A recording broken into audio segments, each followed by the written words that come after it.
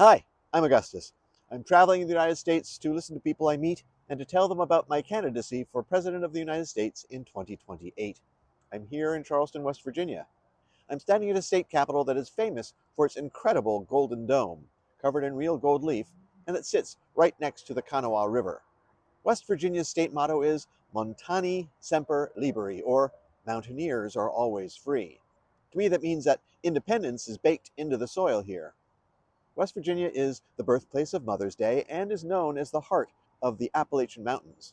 It is also home to the New River Gorge, our nation's newest national park, and the legendary Greenbrier.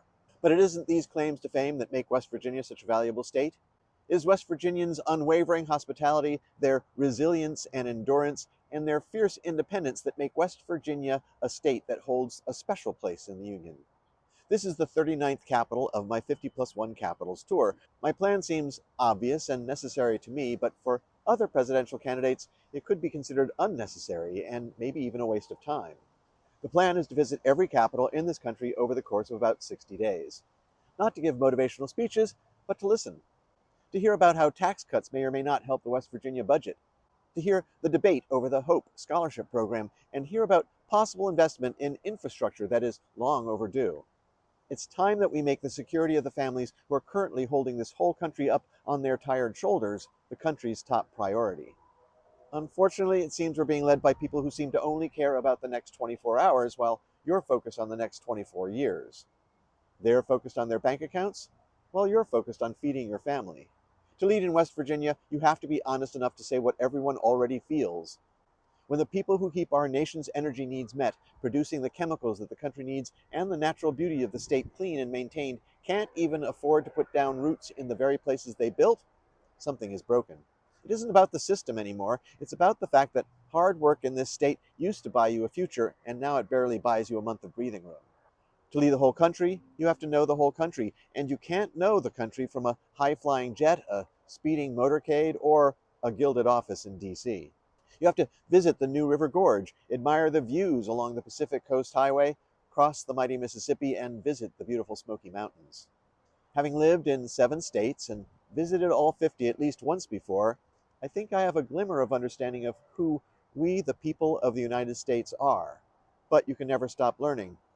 That's why I'm visiting each state again, and I will continue to do so both during my campaign and during my time in office. Now you might be thinking, who is this guy? As I said, I'm Augustus. I was born in New York State 65 years ago. Like you, I've spent much of my life working. I've seen presidents come and go and industries rise and fall, and I've seen as the people who actually make this country run are treated as sheep or cattle, not human beings. We've stopped looking at the person behind the work, and it's time we started seeing the human being again. You may be asking yourself, is he qualified? The Constitution says I am. You need to decide for yourself what qualified means to you. To me, for instance, being qualified means working as hard as I can to help the most people possible. Think about the people who meet in this capital or in Washington, D.C. How many of them are qualified in your eyes? How many of them are working to make your housing more affordable or your prescription drugs manageable? It seems to me that many representatives have forgotten the primary requirement of their jobs, remembering who they represent. They shouldn't represent the lobbyists. They shouldn't represent their party, and they definitely should not represent the ultra-rich.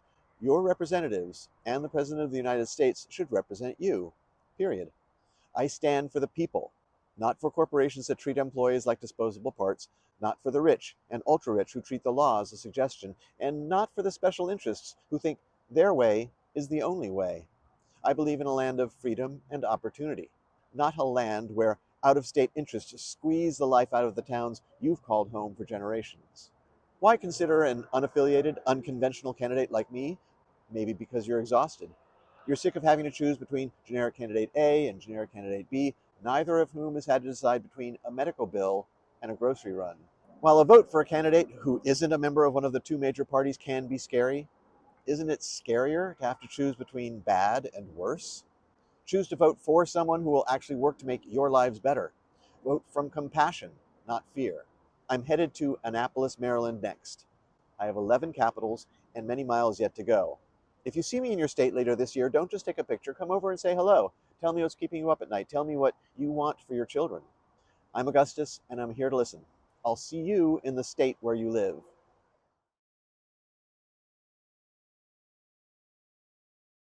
Take two.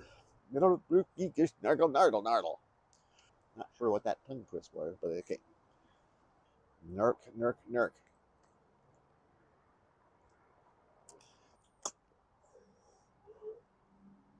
Not to give motive country knees. That's horrible. I'm headed to Greenbrier. Greenbrier.